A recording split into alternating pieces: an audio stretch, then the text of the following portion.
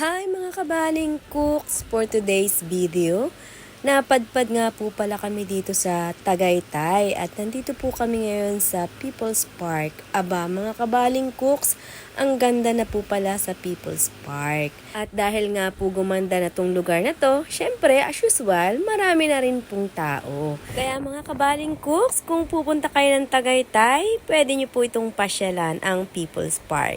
At matapos po tayo sa People's Park, naghanap po tayo ng kapihan.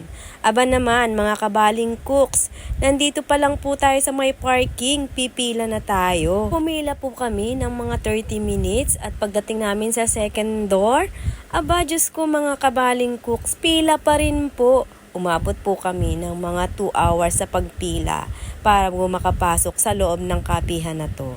At buong akala ko po mga kabaling cooks, tapos na ang pagpila namin dahil nakapasok na kami. Ay Diyos ko po, pila pa rin po pala.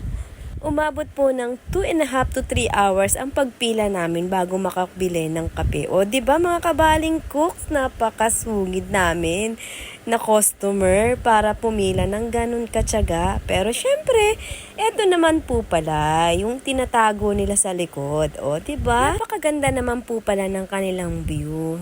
Kitang-kita si Taal Volcano. Matapos po tayo sa ating pagkakape, punta naman po tayo sa Sonia's Garden. At syempre, sa Sonia's Garden, merong Spanish bread. Kaya yan, nagko-contest lang kung paano daw gumanda ang kagat at palakihan daw po ng kagat. Ang aking mga kasama, ayan, masiglang masigla. Hi nga po ulit sa aking mga kasamang ito. Guys, sana nag-enjoy kayo sa aking pagtutur sa inyo. At nasarapan kayo sa ating Spanish bread. Sana maulit muli ang ating banding-banding at pamamasyal. It's alright. Thank you. See you next post.